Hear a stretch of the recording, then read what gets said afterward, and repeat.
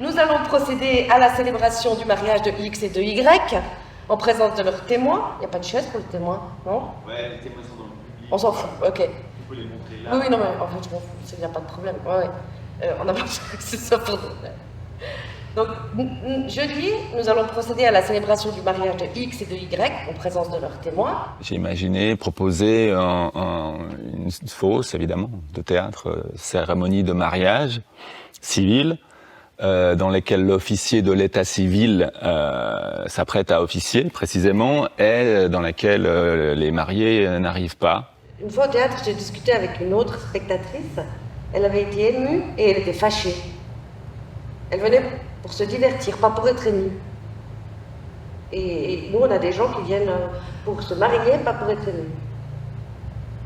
Donc moi, j'aime bien que derrière l'officiel, il y ait de la poésie, de l'amour, non? C'est une fonction, on ne voit que la fonction.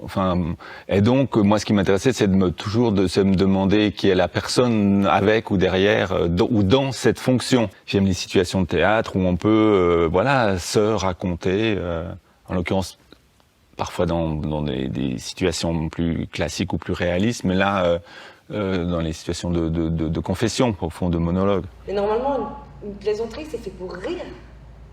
Et la personne rigolait, et même la fiancée s'est mise à pleurer.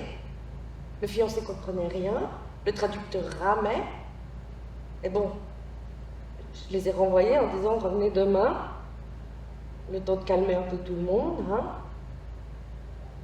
À la fin, ça a été. Et donc ensuite, après la partie officielle, j'aime bien lire un poème ou quelque chose. Que ce soit un jeu qui est à la fois, évidemment, c'est pas elle, comme on dit, mais que ce soit très très très proche d'elle. Et que le jeu il fasse le même mouvement que le texte, et qu'au bout d'un moment,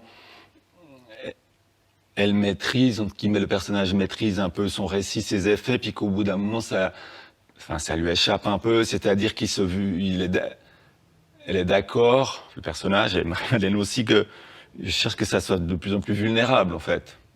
De raconter des choses qu'au début, elle n'aurait jamais voulu, su raconter. S'engager au-delà de la rencontre, s'engager dans la complicité, etc. Et à la fin, c'est comme ça. S'engager aujourd'hui avec insolence et émotion pour conjuguer le mot bonheur. C'est joli, hein?